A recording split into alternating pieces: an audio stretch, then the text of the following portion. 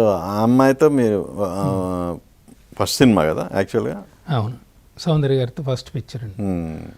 అయితే ఏంటంటే తను పసిపిల్లలాగా వింటుంది ఏదైనా మనం డైరెక్టర్ చెప్పేది, తన సొంత థాట్స్ ఉపయోగించదు, చాలా కూల్ మైండెడ్తో వింటుంది. ఓహో అలాగా ఏదైనా టేక్ చేయమంటే అంత పెద్ద యాక్ట్రెస్ కూడా అసలు ఎలాంటి ఇగోలు లేవు. నేను అప్పట్లో శ్రీదేవి గారిని చూసా, శ్రీరంగనీతులు ఆ సినిమాలకి, కంచుకాగడ సినిమాలకి.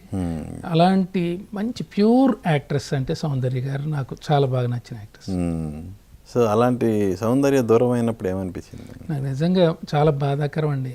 ఎందుకంటే అలాంటి యాక్ట్రెస్ అనేది ఇంకా మళ్ళీ ప్రతి చిన్న ఎక్స్ప్రెషన్లో కూడా ఎంతో తేడా ఉంటుంది చాలా మందితో పోలిస్తే.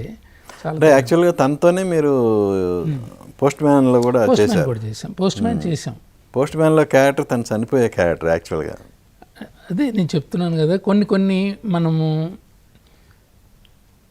మొట్టమొదటే నాకు డౌట్ వచ్చింది, ఇది సంక్రాంతి రిలీజ్ సినిమా, సౌందర్య లాంటి యాక్ట్రెస్ని మనం చంపేస్తున్నాము, క్యాన్సర్ అంటున్నాము.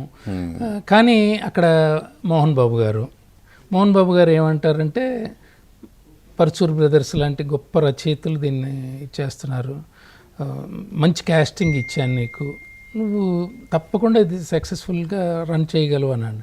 అయితే నాకు నమ్మకం ఉండింది, కానీ ఈ పద్యాలు ఒకటి, పుష్ప విలాపం పద్యాలు ఒకటి దాన్ని చాలా డిస్టర్బ్ చేసినాయి.